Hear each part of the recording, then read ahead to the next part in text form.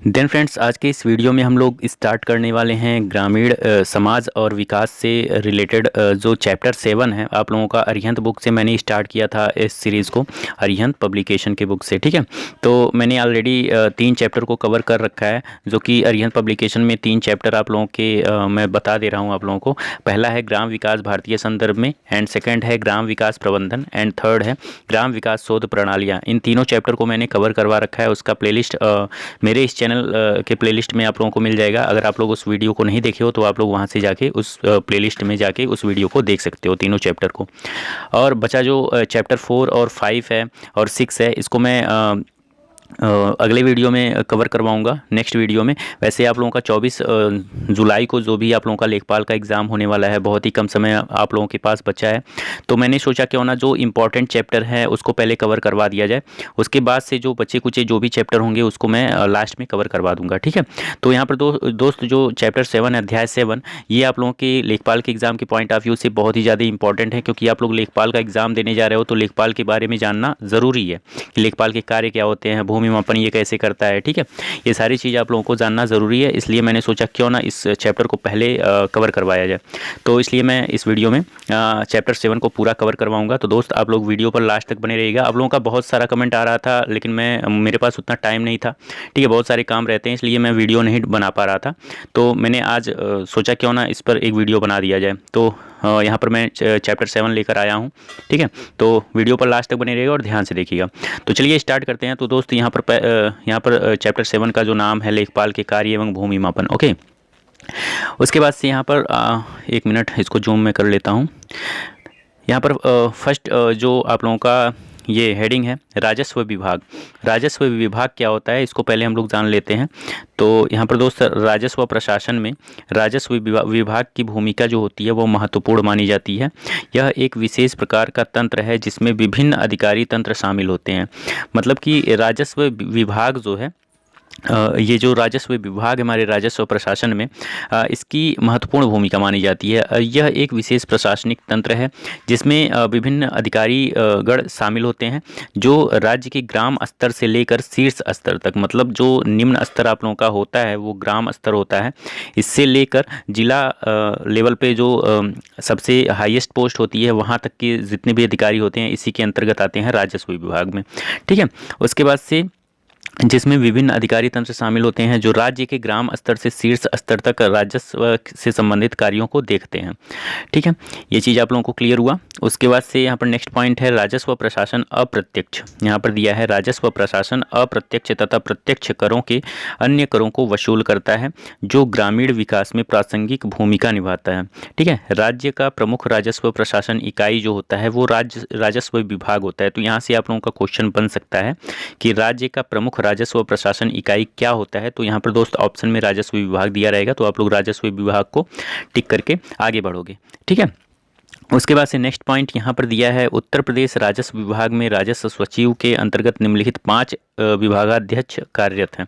तो ये भी पॉइंट इंपॉर्टेंट है, तो इसको ध्यान में रखिएगा कि उत्तर प्रदेश राजस्व विभाग में राजस्व सचिव के अंतर्गत, मतलब कि राजस्व विभाग में राजस्व सचिव के अंतर्गत निम्नलिखित 5 विभागाध्यक्ष कार्यरत होते हैं। वो कौन कौन से हैं उसको देख लेते हैं। तो यहाँ पर जो फर्स्ट आप लोगों का विभागाध्यक्ष है वो है राजस्व परिषद।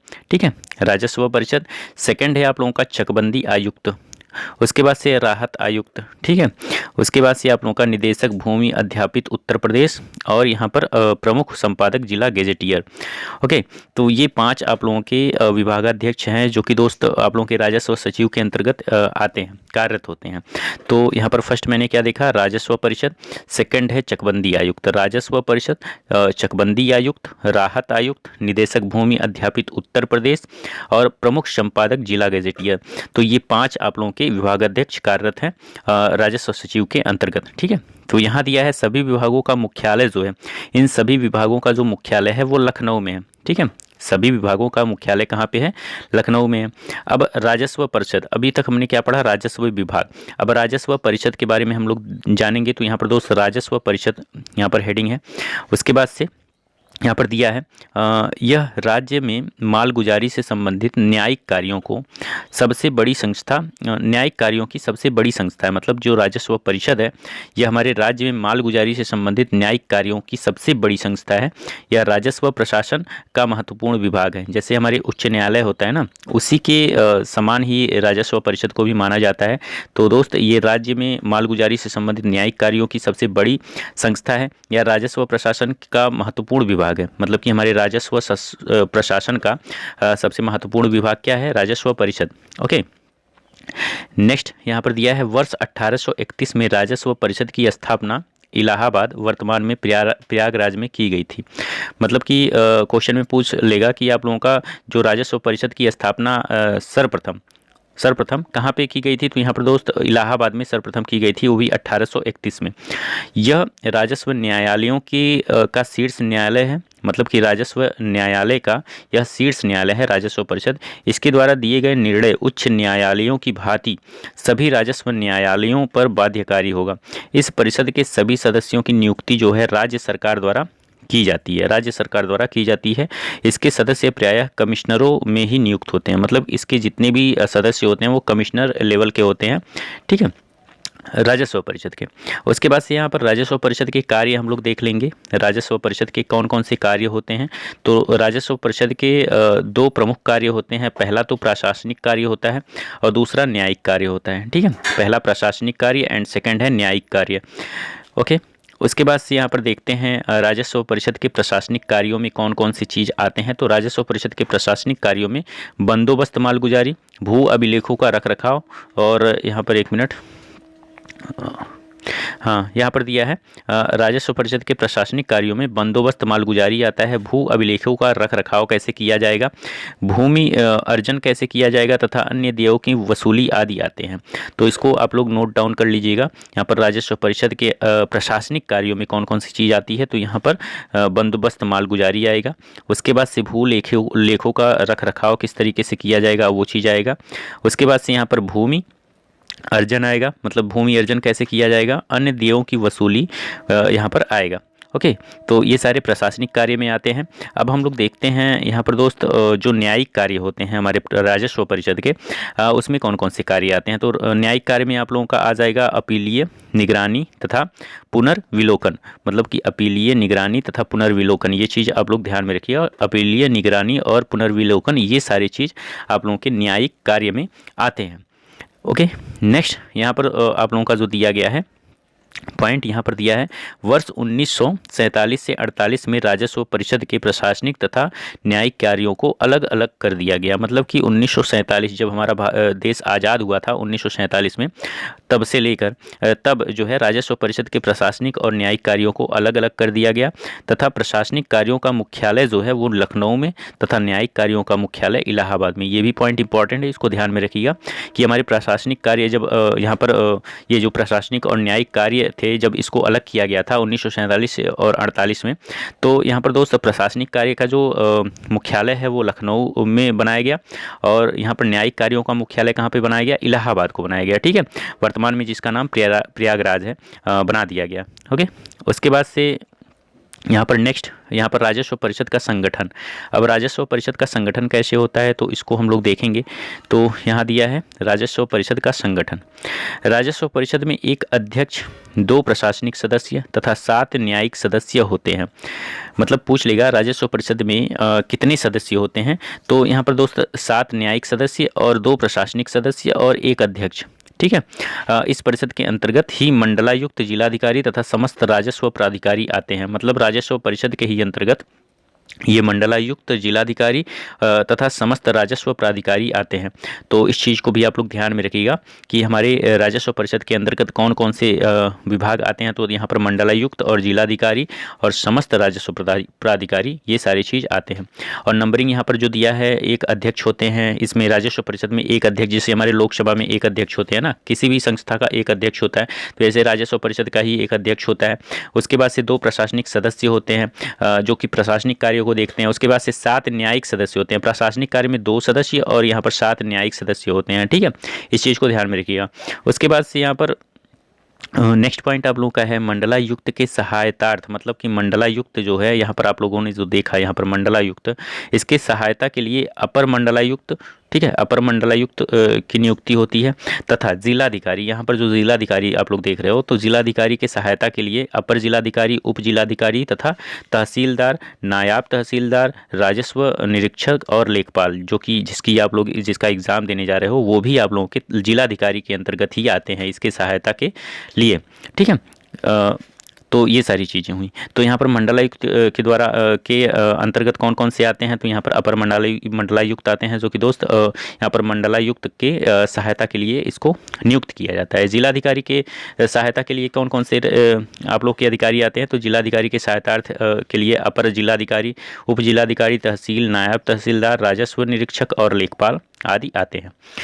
ओके, उसके बाद यहाँ पर दोस्त दिया है इसने इसके प्रशासनिक सदस्य जो होते हैं, प्रशासनिक एवं न्यायिक कार्यों तथा न्यायिक सदस्य जो होते हैं वो राजस्व वादों का निपटारा करते हैं, जो उत्तर प्रदेश जमींदारी उन्मूलन एवं भूमि सुधार अधिनियम के अंतर्गत किए जाते हैं। तो इस चीज़ को आप लोग ध्यान में रखिएगा, ठीक है। उसके बाद से यहाँ पर जो नेक्स्ट पॉइंट आप लोगों का है, ये जो नेक्स्ट पॉइंट है राजस्व प्रशासन एवं उसके प्रमुख अधिकारी कौन कौन से होते हैं उसको देख लेते हैं हम लोग। तो यहाँ पर दिया गया है जिले में सबसे बड़ा राजस्व अधिकारी जो होता है वो कलेक्टर या जिलाधिकारी को माना जाता है, ठीक है। जिले में सबसे बड़ा राजस्व अधिकारी जो होता है वो कलेक्टर या जिलाधिकारी को माना जाता है, जिसको हम डीएम बोलते हैं, डिस्ट्रिक्ट मजिस्ट्रेट। तथा सबसे निचले स्तर पर कौन आता है, लेखपाल या पटवारी। लेखपाल या पटवारी जिसका आप लोग एग्ज़ाम देने जा रहे हो लेखपाल का, ठीक है, वो सबसे निचले स्तर पर आते हैं। यहाँ पर जिला का सबसे राजस्व अधिकारी में सबसे निचले स्तर पर लेखपाल और पटवारी आते हैं, और राजस्व अधिकारी में जिला लेवल पर कलेक्टर या जिलाधिकारी होता है, जो कि जिसको डीएम बोलते हैं। यहाँ नीचे दिया गया है आप लोगों का राजस्व अधिकारी के अंतर्गत निम्न अधिकारी व कर्मचारी आते हैं। यहाँ पर देख लीजिए आप लोग इस चार्ट को आप लोग देख लीजिएगा, मैं बता दे रहा हूँ। यहाँ पर कमिश्नर सबसे ऊपर जो आते हैं, राजस्व अधिकारी में सबसे ऊपर वो कमिश्नर होते हैं, जो कि दोस्त अतिरिक्त कमिश्नर भी इसको बोलते हैं। फिर से कलेक्टर होते हैं, अतिरिक्त कलेक्टर इसको बोलते हैं। कलेक्टर के अंतर्गत ही अतिरिक्त कलेक्टर भी आते हैं, सहायक कलेक्टर, बंदोबस्त अधिकारी, और ये सहायक बंदोबस्त अधिकारी जो होते हैं अभिलेख अधिकारी होते हैं। सहायक अभिलेख अधिकारी तहसीलदार होते हैं, ठीक है। नायाब तहसीलदार इसको सुपरवाइजर भी बोलते हैं इसके अंतर्गत। लेखपाल में कानूनगो, ठीक है। ये सारे आप लोगों के राजस्व अधिकारी के अंतर्गत निम्न अधिकारी व कर्मचारी, ये सारे अधिकारी हो गए और ये कर्मचारी, ठीक। ये सारी चीज़ें आप लोग ध्यान में रखिएगा। उसके बाद से यहाँ पर नेक्स्ट पॉइंट है प्रमुख तथ्यात्मक विवरण, यहाँ पर दिया गया है, इसको पढ़ लेते हैं। राजस्व विभाग जो है विभिन्न प्रकार के प्रमाण पत्र जैसे कि निवास प्रमाण पत्र, जाति प्रमाण पत्र, आय प्रमाण पत्र, किसान बही आदि जारी करता है। जो राजस्व विभाग होता है वो विभिन्न प्रकार के प्रमाण पत्र जैसे निवास प्रमाण पत्र, जाति, आय, किसान बही आदि जारी करता है। दाखिल खारिज की रिपोर्ट तहसीलदार, मतलब कि दाखिल खारिज की रिपोर्ट जो होता है वो तहसीलदार अथवा नायाब तहसीलदार के न्यायालय में प्रस्तुत की जाती है।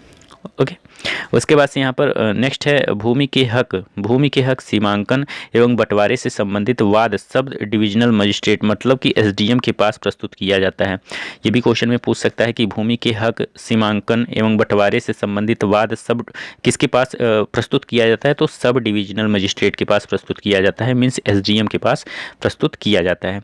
उसके बाद से यहाँ दिया है ग्राम पंचायत के सदस्यों व प्रधानों के निर्वाचन से संबंधित याचिकाओं की सुनवाई उप जिलाधिकारी द्वारा की जाती है। तो ग्राम पंचायत के सदस्यों प्रधानों के निर्वाचन से संबंधित याचिकाओं की सुनवाई कौन करता है, उप जिलाधिकारी करता है।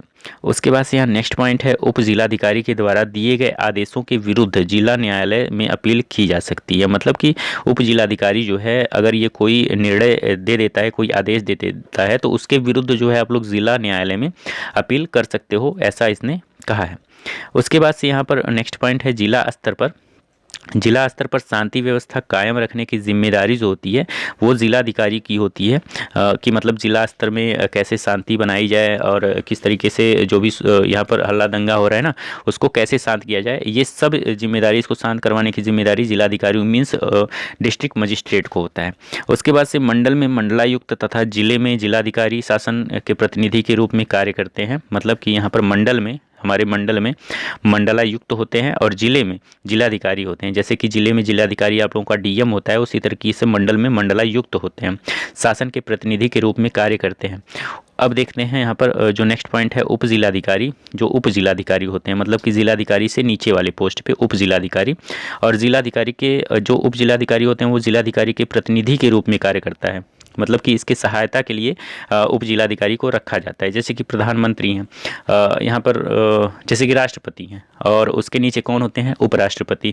इसी तरीके से जैसे कि आप लोगों के प्रधानमंत्री हैं उनके नीचे जितने भी मंत्रीगण आते हैं उनके सहायता के लिए वो सारी चीज़ होते हैं। वैसे ही जिलाधिकारी के अंतर्गत आप लोगों के उप जिलाधिकारी भी आते हैं। तो उप जिलाधिकारी जिलाधिकारी के प्रतिनिधि के रूप में कार्य करता है। भू अभिलेखों के रख रखाव का उत्तरदायित्व जिलाधिकारी डीएम पर होता है। ठीक है, भू अभिलेखों का रख रखाव कैसे किया जाएगा, इसका उत्तरदायित्व जो होता है वो जिलाधिकारी डीएम पर होता है। उसके बाद से यहाँ पर नेक्स्ट पॉइंट दिया है राजा टोडरमल। अब यहाँ पर हिस्ट्री से क्वेश्चन उठा लिया है। तो जैसे कि आप लोगों का जो ये इस पर देख लेते हैं। राजा टोडरमल जो है वो भू अभिलेख प्रशिक्षण व सर्वेक्षण संस्थान जो है, अच्छा राजा टोडरमल भू अभिलेख प्रशिक्षण व सर्वेक्षण संस्थान ये कहाँ पे है, तो उत्तर प्रदेश के हरदोई जिले में स्थित है। ठीक है, उत्तर प्रदेश के हरदोई जिले में स्थित है। तो इस पॉइंट को आप लोग ध्यान में रखिएगा कि ये जो राजा टोडरमल अभिलेख प्रशिक्षण एवं सर्वेक्षण संस्थान है ये कहाँ पे है, ये भी क्वेश्चन में पूछा जा सकता है। तो ये उत्तर प्रदेश के हरदोई जिले में स्थित है। क्या, राजा टोडरमल भू अभिलेख प्रशिक्षण व सर्वेक्षण संस्थान। उसके बाद से नेक्स्ट पॉइंट यहाँ पर दिया है उत्तर प्रदेश में कृषि दुर्घटना बीमा योजना का प्रारंभ जो था वो 5 अक्टूबर 2004 से किया गया था। उत्तर प्रदेश में कृषि दुर्घटना बीमा योजना का प्रारंभ 5 अक्टूबर 2004 से किया गया था। उसके बाद से यह राजस्व विभाग द्वारा संचालित पहली बीमा योजना जो है वो कृषि बीमा कृषक बीमा योजना तथा दूसरी बीमा योजना आम आदमी बीमा योजना है। मतलब कि राजस्व विभाग द्वारा संचालित पहली बीमा जो स्टार्ट की गई थी, पहली बीमा योजना वो कृषक बीमा योजना थी और दूसरी बीमा योजना जो स्टार्ट की गई थी वो आम आदमी बीमा योजना थी। ठीक है, उसके बाद से अब हम लोग देखेंगे नेक्स्ट यहाँ पर नेक्स्ट पॉइंट जिला स्तरीय राजस्व प्रशासन कौन कौन से होते हैं उसको देख लेते हैं। तो यहाँ पर दोस्त यहाँ दिया है, 1 मिनट इसको थोड़ा नीचे कर लेता हूँ मैं, ये रहा। हाँ, तो ये रहा जिला स्तरीय राजस्व प्रशासन। जिला स्तर पे राजस्व प्रशासन कैसे होता है इसके बारे में जान लेते हैं। तो यहाँ पर दोस्त दिया है उत्तर प्रदेश राज्य में सर्वाधिक कितने जिले हैं, 75 जिले, अभी भी प्रेजेंट में 75 जिले हैं। जिला प्रशासन का सर्वोच्च अधिकारी जो होता है, जिला प्रशासन का जो सर्वोच्च अधिकारी वो होता है वो जिला कलेक्टर होता है, मीन्स डीएम होता है। जिला कलेक्टर भारतीय प्रशासनिक सेवा का अधिकारी होता है अथवा राज्य सिविल सेवा का पदोन्नति अधिकारी होता है। ओके, उसके बाद से यहाँ नेक्स्ट दिया है जिलों को पुनः उपमंडलों, मतलब जिलों को उपमंडलों में विभाजित किया गया है जिसका प्रशासनिक प्रधान जो होता है वो एसडीएम होता है। मतलब कि अगर जिला लेवल पे बात करें तो जिला लेवल पे आप लोगों का कलेक्टर होता है, मतलब कि डीएम होता है।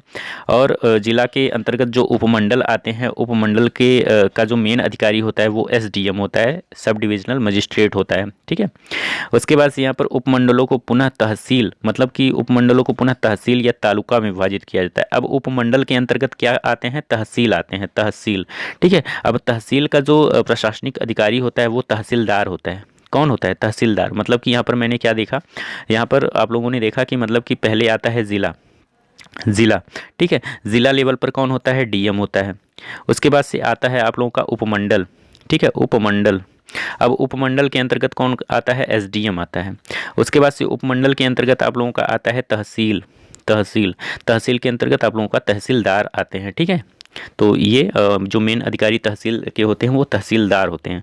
उसके बाद से नेक्स्ट पॉइंट यहाँ पर हम लोग देखेंगे, यहाँ पर दिया है तहसीलदार जो होते हैं वो तहसील स्तर का राजस्व अधिकारी होता है, तहसील लेवल का ये राजस्व अधिकारी होता है तहसीलदार।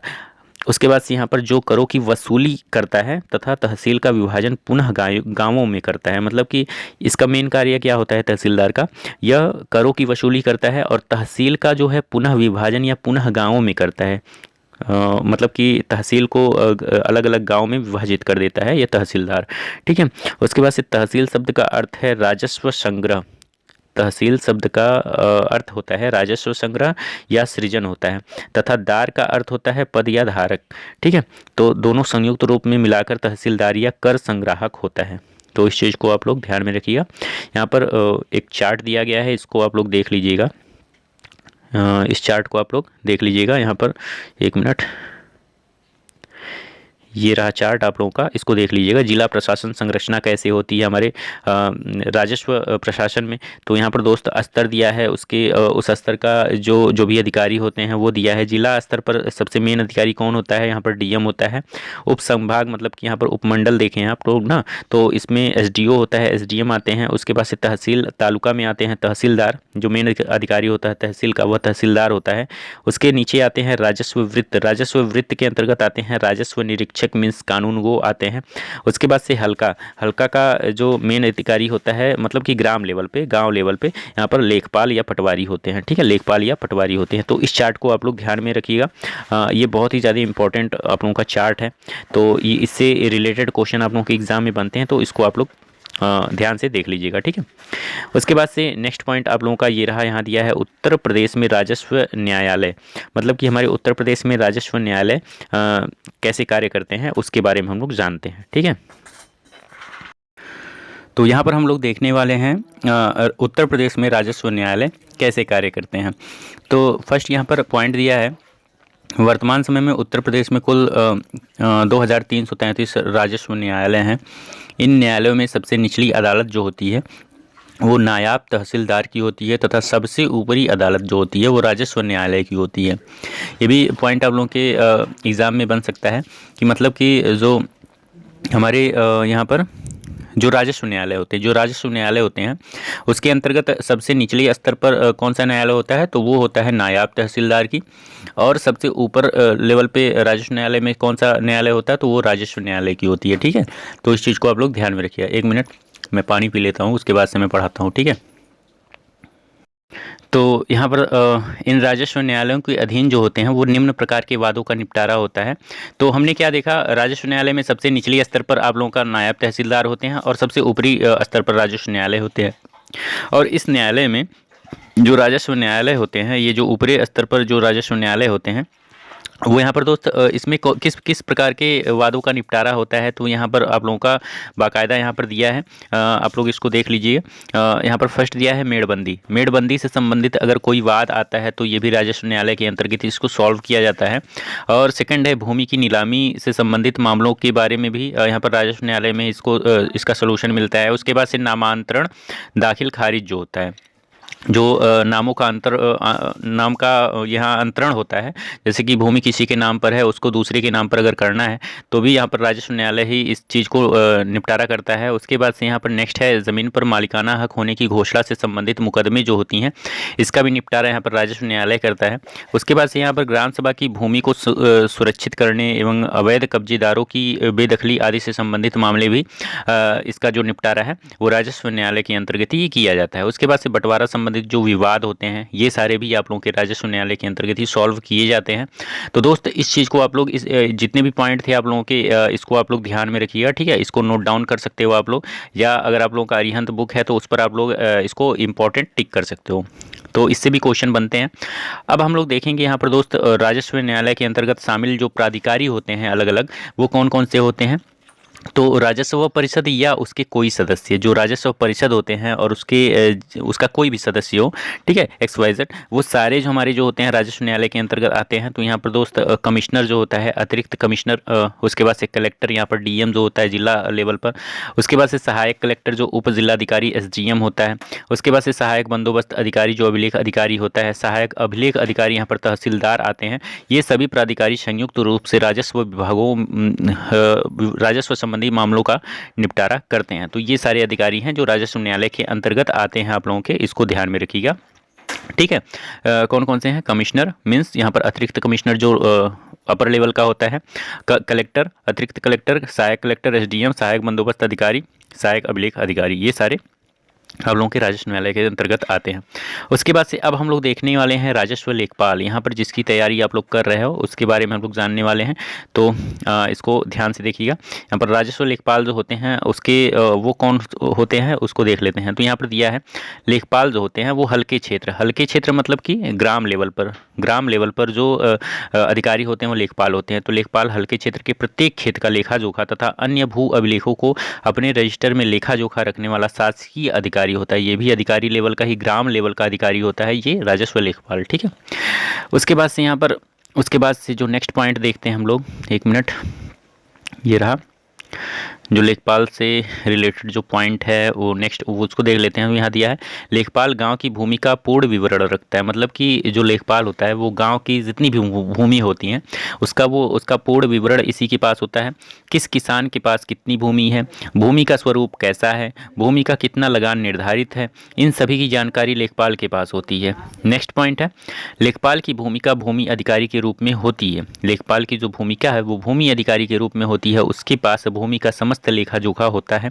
किसानों के खेतों में कूप, नलकूप, वृक्षों के आवरण का निर्धारण लेखपाल ही करता है। ठीक है, नेक्स्ट पॉइंट है आप लोगों का कृषक के निधन के बाद तहसीलदार या अपर जिला कलेक्टर अनुमंडलाधिकारी की आज्ञा से लेखपाल उत्तराधिकारी को भूमि का हस्तांतरण करता है। मतलब कि कोई भूमि का जो मालिक है उसका अगर मान लेते हैं किसी कारणवश देहांत हो जाता है तो ये जो तहसीलदार होते हैं, ठीक है, ये जो तहसीलदार होते हैं या यहाँ पर एसडीएम होते हैं, उसकी आज्ञा से जो लेखपाल है वो क्या करता है, भूमि का हस्तांतरण कर देता है। जैसे कि उनका कोई बेटा हुआ, ठीक है, जो भी भूमि का मालिक था उसका जो उत्तराधिकारी होता है उसके नाम से ये भूमि को कर देता है। ठीक है, उसके बाद नेक्स्ट पॉइंट आप लोगों का है भूमि संबंधित विवादों का निपटारा भी लेखपाल के माध्यम से ही किया जाता है। चूंकि लेखपाल के पास समस्त भूमि का लेखा जोखा होता है इसलिए वह इस विवाद को आसानी से हल कर सकता है।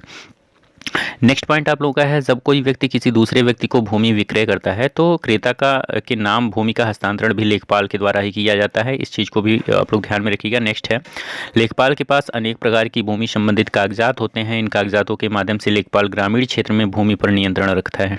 ओके, नेक्स्ट पॉइंट आप लोगों का है लेखपाल के पास जो होता है खसरा, जिल्द बंदोबस्त, गांव का नक्शा, खतौनी एवं रोजना मचा जैसे महत्वपूर्ण कागजात होते हैं। तो ये पॉइंट इंपॉर्टेंट है, इसको ध्यान में रखिए आप लोग, इससे क्वेश्चन बनते हैं तो इसको आप लोग नोट डाउन कर लीजिएगा। लेखपाल के पास खसरा होता है, जिल्द बंदोबस्त, गांव का नक्शा, खतौनी, रोजना मचा जैसे महत्वपूर्ण कागजात होते हैं। उसके बाद से नेक्स्ट पॉइंट आप लोगों का ये रहा, यहाँ दिया है उत्तर प्रदेश भू राजस्व अधिनियम 1901 की धारा 23 लेखपाल के संबंध में उल्लेख करती है। लेखपाल अपने हल्के क्षेत्रों में कार्य करता है। ठीक है, ये भी पूछ सकता है कि लेखपाल से संबंधित जो उल्लेख है वो भू राजस्व, उत्तर प्रदेश के भू राजस्व के किस अधिनियम के अंतर्गत और किस धारा के अंतर्गत आते हैं। तो यहाँ पर दोस्त मैं बता दूं उत्तर प्रदेश की भू राजस्व अधिनियम 1901, ये सन आप लोग याद रख लीजिएगा, ये अधिनियम, और धारा 23 के अंतर्गत लेखपाल के संबंध में उल्लेख करती है।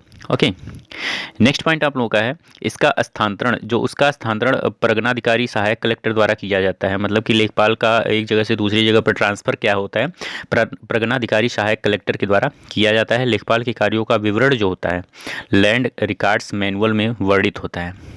ओके, लैंड रिकॉर्ड्स मैनुअल में लेखपाल के कार्य का विवरण वर्णित होता है। नेक्स्ट पॉइंट है लेखपाल अपने हल्के में प्रत्येक गांव का प्रत्येक वर्ष खेत में जाकर 3 बार निरीक्षण करता है, इसे पड़ताल करता है। तो ये भी क्वेश्चन बनता है, आप लोग इसको ध्यान में रखिएगा कि मतलब कि जो लेखपाल है वो अपने हल्के क्षेत्र मतलब प्रत्येक गांव में प्रत्येक वर्ष खेत में जाकर कितनी बार निरीक्षण करता है, तो 3 बार, मतलब एक साल में 3 बार ये निरीक्षण करता है। उसके बाद से नेक्स्ट पॉइंट आप लोगों का ये रहा, यहाँ दिया है पहली पड़ताल को खरीफ पड़ताल कहते हैं, जो लेखपाल के द्वारा किया जाता है। पहली पड़ताल को खरीफ पड़ताल कहते हैं, जो 10 अगस्त से प्रारंभ होता है।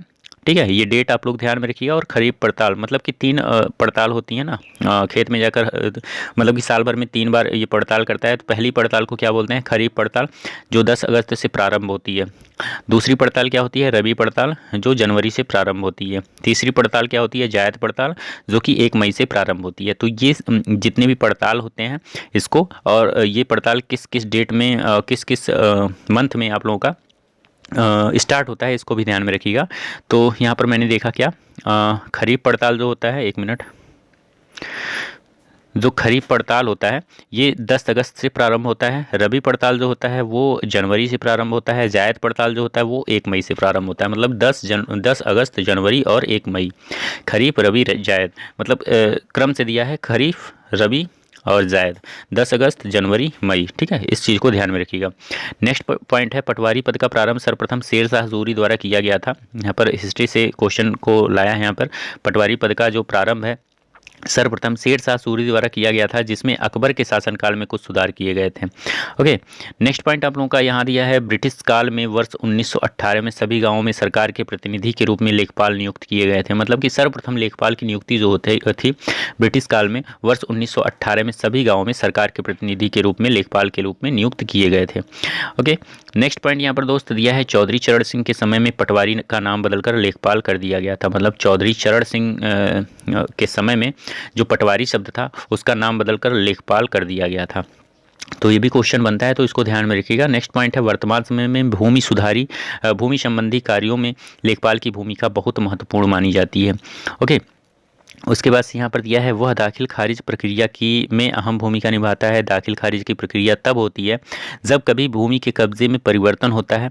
इसके अंतर्गत खतौनी में जोतदार के नाम का परिवर्तन किया जाता है।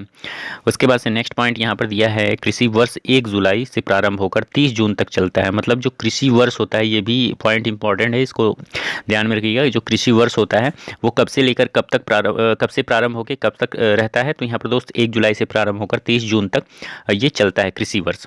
इसे फसली वर्ष भी कहते हैं। ओके, इसे फसली वर्ष भी कहते हैं।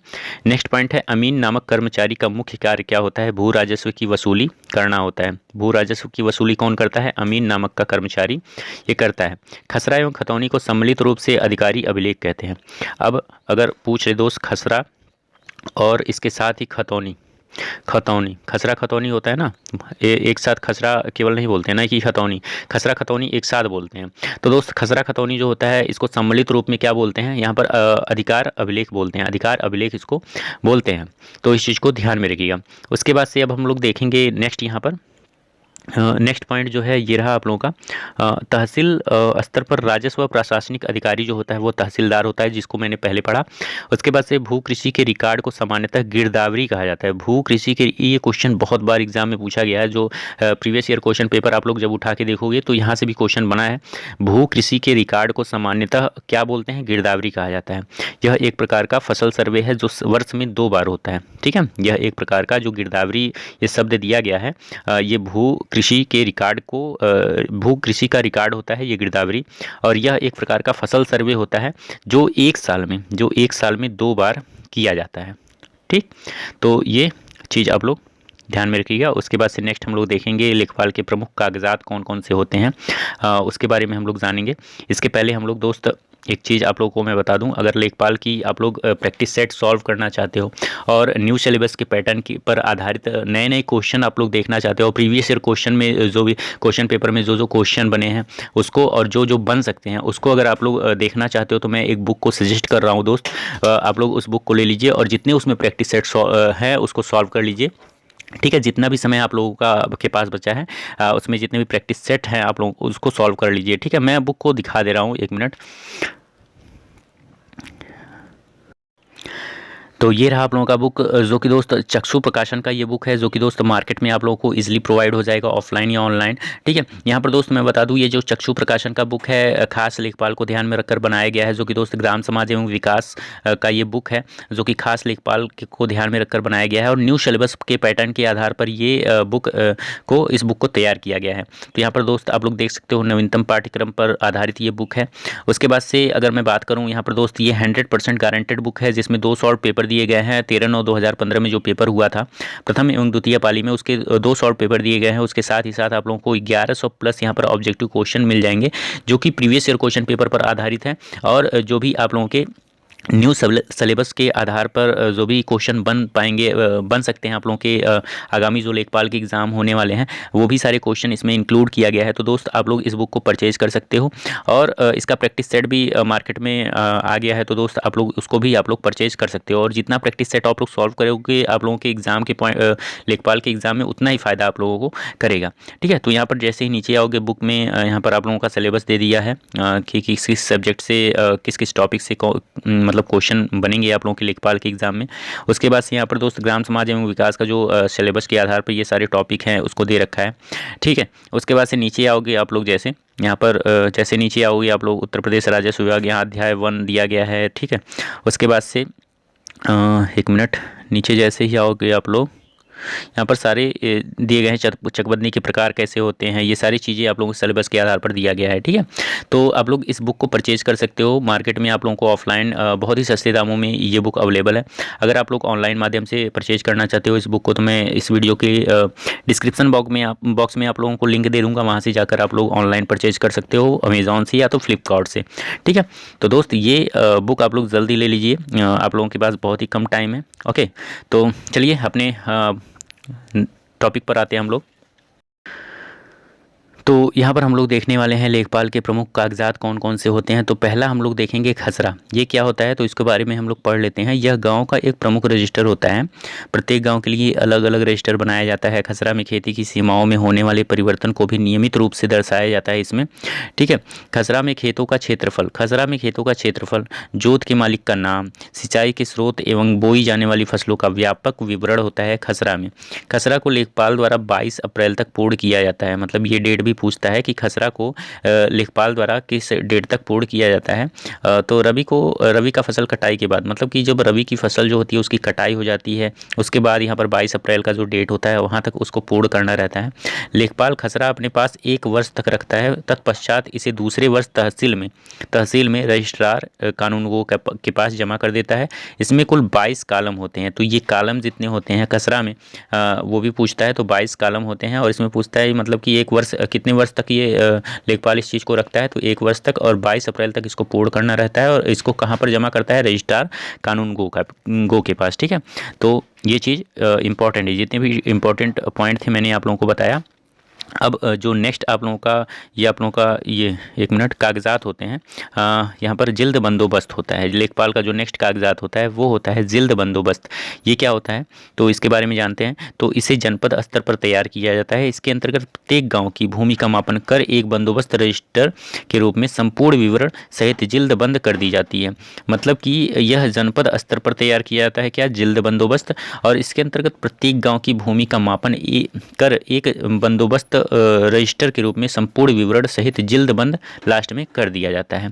उसके बाद से इसे ही जिल्द बंदोबस्त कहते हैं। इसे राज्य सरकार द्वारा नियमित रूप से कुछ वर्षों के अंतराल पर तैयार किया जाता है। ठीक है, अब यहाँ पर आता है गाँव का नक्शा। गांव का नक्शा, तो ये गांव का नक्शा क्या होता है तो यहाँ पर दोस्त लेखपाल के पास संपूर्ण गांव का नक्शा रहता है। इसे गांव में सजरा भी बोलते हैं, सजरा, ये गांव लेवल पे इसको सजरा भी बोलते हैं गांव के नक्शा को। यह कपड़े पर बना होता है। सजरे में गांव की यहाँ पर आबादी एवं वन आवरण क्षेत्र को अलग अलग प्रदर्शित किया जाता है। वन अनावृत नक्शे में तालाब, नलकूप, कूप, सरकारी सिंचाई के साधन, रास्ते एवं सड़क को स्पष्ट रूप से प्रस्तुत किया जाता है। नक्शे का अनुरक्षण के लिए लेखपाल अपने हलके के प्रत्येक गाँव का प्रत्येक खेत में जाकर निरीक्षण करता है। लेखपाल के इस दौरे को पड़ताल बोलते हैं। तो ये जो 2 पॉइंट आप लोगों के सजरा और पड़ताल, ये आप लोगों के इंपॉर्टेंट है। मतलब गांव लेवल पे ये जो लेखपाल के पास जो संपूर्ण गांव का नक्शा होता है उसको क्या बोलते हैं तो सजरा बोलते हैं। तो इस पॉइंट को ध्यान में रखिएगा। अब खतौनी क्या होती है तो खतौनी के बारे में हम लोग जान लेते हैं। तो खतौनी जो होती है वो भूमि का समस्त ब्यौरा इसमें विद्यमान होता है। इसे पटवारी या लेखपाल द्वारा 15 नवंबर से पूर्व तैयार कर लिया जाता है। तो ये डेट आप लोग इसको ध्यान में रखिएगा, 15 नवंबर तक यहाँ पर पटवारी या लेखपाल के द्वारा इस चीज़ को, खतौनी को तैयार कर लिया जाता है। खतौनी में होने वाले परिवर्तन को लाल रंग की स्याही से प्रदर्शित किया जाता है। ये भी आप लोगों के प्रीवियस ईयर क्वेश्चन पेपर में बना है ये क्वेश्चन, तो इसको ध्यान में रखिएगा कि जो खतौनी होता है उसमें होने वाले परिवर्तन को लेखपाल के द्वारा किस रंग की स्याही के द्वारा प्रदर्शित किया जाता है तो लाल रंग की स्याही के द्वारा प्रदर्शित किया जाता है।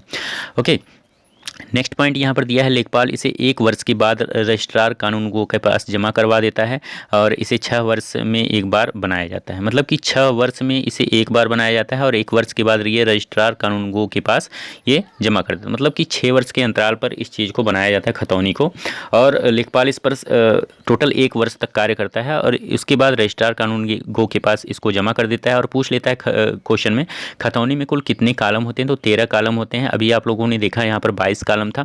ठीक है, ये 22 कालम था खसरा में 22 कालम, और खतौनी में कितने कालम तो 13 कालम। ठीक है, तो इसको ध्यान में रखिएगा। उसके बाद से रोजना मचा क्या होता है, ये भी पॉइंट इंपॉर्टेंट है आप लोगों का जो ये विवरण है। ठीक है, लेखपाल के पास प्रतिदिन की सरकारी विवरणों को लिखने के लिए एक डायरी होती है जिसे रोजनामचा बोलते हैं।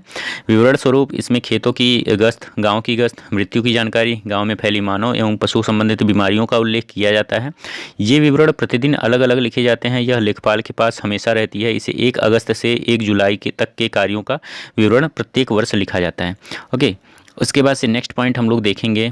1 मिनट, यहाँ पर रोजनामचा हो गया। उसके बाद से नेक्स्ट पॉइंट आप लोगों का ये रहा, किसान बही क्या होता है। किसान बही, इसके बारे में जान लेते हैं हम लोग। ये किसान बही क्या होता है, तो यह पटवारी का लेखपाल द्वारा तैयार की गई दस्तावेज पुस्तक होती है जो किसान के पास रहती है। यह दस्तावेज तैयारकर्ताओं द्वारा मात्र ₹10 के न्यूनतम शुल्क पर किसानों को उपलब्ध कराई जाती है। किसान बही पर किसान के खेत, उसका प्रकार, माता तथा हक संबंधी विवरण होता है जिससे किसानों को अपनी भूमि की पूरी जानकारी प्राप्त होती है। उसके बाद से गाँव रजिस्टर क्या होता है, इसको देख लेते हैं। तो यह रजिस्टर कलेक्टर द्वारा प्रत्येक 5 वर्ष पर तैयार किया जाता है। इसमें सामान्यतः 3 प्रकार के क्षेत्रों का विवरण होता है, इसको ध्यान में रखिएगा। ठीक है, कौन कौन से क्षेत्र हैं। तो फर्स्ट है आप लोगों का नई प्रक्रिया से प्रभावित क्षेत्र, दूसरा है एहतमाली खेती करने वाले क्षेत्र, एंड थर्ड है वह क्षेत्र जिसकी मालगुजारी पूर्णतः या अंशतः समाप्त कर दी गई है। ठीक है, तो ये 3 प्रकार के क्षेत्र होते हैं गांव रजिस्ट्रार में, जो कि दोस्त यहाँ पर आप लोगों के रजिस्टर कलेक्टर द्वारा तैयार किया जाता है। उसके बाद यहाँ पर नेक्स्ट है अधिकार अभिलेख क्या होते हैं। तो यह प्रत्येक गाँव के लिए अधिकारों का अभिलेख होता है। यह एक ऐसा रजिस्टर होता है जो भू राजस्व अधिनियम की धारा 53 के अंतर्गत अभिलेख अधिकारी द्वारा तैयार की जाती है। तो ये जो अधिनियम है इसको आप लोग ध्यान में रखिएगा कि भू राजस्व अधिनियम के द्वारा यहाँ पर दोस्त कलेक्टर के द्वारा यहाँ पर दोस्त इस अभिलेख को तैयार किया जाता है। अभिलेख अधिकारी के द्वारा तैयार किया जाता है, सॉरी, अभिलेख अधिकारी के द्वारा तैयार किया जाता है। उसके बाद यहाँ पर नेक्स्ट पॉइंट है, यह एक वार्षिक रजिस्टर होता है जिसका संशोधन जो होता है बंदोबस्त अवधि के समय लेखपाल द्वारा तैयार किया जाता है। फिर से यहाँ पर दोस्त खेवट क्या होता है। उत्तर प्रदेश जमींदारी उन्मूलन एवं भूमि सुधार अधिनियम 1950, ये भूमि सुधार अधिनियम जो 1950 है इसके द्वारा इसके अंतर्गत उत्तर प्रदेश जमींदारी उन्मूलन के लागू होने के पूर्व में प्रत्येक गाँव के लिए 2 अधिकार अभिलेख खेवट और खतौनी थे। ठीक है, पहले क्या था, यहाँ पर दिया गया है उत्तर प्रदेश जमींदारी उन्मूलन एवं भूमि सुधार अधिनियम 1950 के लागू होने के पूर्व, मतलब ये जो भूमि सुधार अधिनियम 1950 था इसके लागू होने के पूर्व प्रत्येक गांव के लिए 2 अधिकार अभिलेख खेवट और खतौनी थे। खेवट जमींदार और जमींदारी प्रथा से संबंधित रजिस्टर था, अर्थात यह जमींदारी का एक रजिस्टर था। इसे जमींदारी उन्मूलन कानून के लागू होने के पश्चात बंद कर दिया गया। ठीक है, जमींदारी उन्मूलन कानून के लागू होने के बाद ये चीज़ जो थी खेवट, इसको बंद कर दिया गया। उसके बाद एक खतौनी यहाँ पर दिया है। खतौनी वर्तमान में भी प्रचलित है, अभी खतौनी है, खेवट बंद हो गया है। ठीक है, तो खतौनी वर्तमान में भी प्रचलित है जिसमें यह विवरण होता है कि कोई भी जोतदार किस हैसियत से भूमि को धारण करके रखता है, इसके बारे में संपूर्ण जानकारी होती है खतौनी में। उसके बाद से यहाँ पर जमाबंदी क्या होता है, रिकॉर्ड ऑफ राइट्स। जमाबंदी वह रजिस्टर होता है जिसमें किसान के स्वामित्व की समस्त कृषि भूमि का विवरण एक ही रजिस्टर में एक ही स्थान पर खाते के रूप में लिखा जाता है। इसकी 2 प्रतियां तैयार की जाती हैं, एक प्रति तहसील कार्यालय में तथा दूसरी प्रति संबंधित पटवारी के पास रहती है। प्रत्येक 5 वर्ष पर जमाबंदी का नवीकरण किया जाता है। उसके बाद से है इस दौरान किसी कारण से किसान के स्वामित्व की भूमि में यदि कोई परिवर्तन आता है तो पटवारी जमाबंदी रजिस्टर में नोट कर लेता है। नेक्स्ट है वर्तमान में जमाबंदी का कार्य कंप्यूटर से होता है, अब जो है कंप्यूटर से होता है। इससे कम समय में किसान अपनी भूमि संबंधी सभी जानकारी को प्राप्त कर लेता है। ठीक है, नेक्स्ट यहाँ पर लेखपाल के कार्य क्या क्या होते हैं उसको देख लेते हैं। तो लेखपाल के कार्य वैसे तो आप लोगों को पता होगा, लेकिन आप लोग देख लीजिए एक बार। ग्रामीण स्तर पर लेखपाल भूमि संबंधी महत्वपूर्ण अधिकारी माना जाता है। वह अपनी रचनात्मक कार्यशैली के माध्यम से महत्वपूर्ण भूमिका निभाता है। ओके, तो कौन कौन से भूमिका को निभाता है इसको देखते हैं। तो लेखपाल के कार्य निम्नलिखित हैं। तो यहाँ पर पहला दिया है, 1 मिनट थोड़ा जूम में कर लेता हूँ। यहाँ पर पहला दिया है, लेखपाल के पास भूमि संबंधित समस्त विवरण मौजूद रहता है, अतः भूमि संबंधित विवादों की सुनवाई में वह महत्वपूर्ण भूमिका निभाता है। ब्रिटिश काल के दौरान उत्तर प्रदेश में भूमि पंजीकरण का कार्य लेखपाल द्वारा किया जाता था। उसके बाद से लेखपाल भूमि के क्रय विक्रय में महत्वपूर्ण भूमिका निभाता है। वह विक्रेता से क्रेता को भूमि हस्तांतरण करता है। उसके बाद से यहाँ दिया है, क्रय विक्रय के बाद भूमि दाखिल खारिज की पूर्ण प्रक्रिया को लेखपाल संपन्न करता है। फिर से है, एक पीढ़ी से दूसरी पीढ़ी को भूमि हस्तांतरण का कार्य लेखपाल करता है, अर्थात उत्तराधिकारी में भूमि। इस चीज़ को आप लोगों ने पढ़ा है, ठीक है, पहले पढ़ा है आप लोग, तो इसको मैं पढ़ना उचित नहीं समझ रहा हूँ।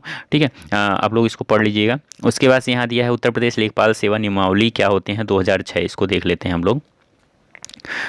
उत्तर प्रदेश लेखपाल सेवा नियमावली 2006। तो उत्तर प्रदेश में लेखपाल सेवा के अधीनस्थ सेवा है जिसमें समूह ग के पद समाविष्ट है। मतलब कि इसमें आप लोगों के ये जो पद है उत्तर प्रदेश लेखपाल का, ये ग्रुप सी में आता है। ठीक है, ग्रुप सी की नौकरी है। तो ये समूह ग के पद समाविष्ट है। इसमें सेवा नियमावली में परिषद का तात्पर्य राजस्व परिषद उत्तर प्रदेश से है। अब यहाँ दिया है भर्ती के प्रायोजन के लिए परिषद में एक चयन समिति गठित करेगी। अभ्यर्थी को सिविल सेवा में शामिल होने के लिए उसे माध्यमिक शिक्षा परिषद उत्तर प्रदेश की इंटरमीडिएट परीक्षा या सरकार द्वारा उसके समक्ष मान्यता प्राप्त करनी होगी। ठीक है, तो मतलब इंटर पास आउट होना चाहिए आप लोग। ठीक है, और ये जो लेखपाल की रिक्तियों की संख्या को भरने हेतु यहाँ पर जो कलेक्टर होता है जिला में, वो आमंत्रित करता है इस वैकेंसी को। उसके बाद से कलेक्टर ही आवेदन पत्रों की समीक्षा करेगा, तब पात्र अधिकारियों की प्रतियोगिता परीक्षा में सम्मिलित होने की अपेक्षा करेगा।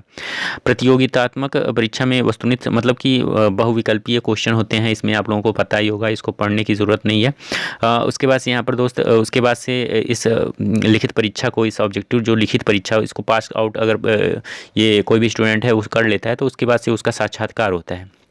ठीक है, अब यहाँ दिया है वस्तुनिष्ठ लिखित परीक्षा में सामान्य हिंदी कौन कौन से सब्जेक्ट से क्वेश्चन आते हैं आप लोगों को पता होगा। हिंदी, गणित, सामान्य ज्ञान और ग्रामीण क्षेत्रों से संबंधित विषयों के बारे में यहाँ पर प्रश्न होते हैं।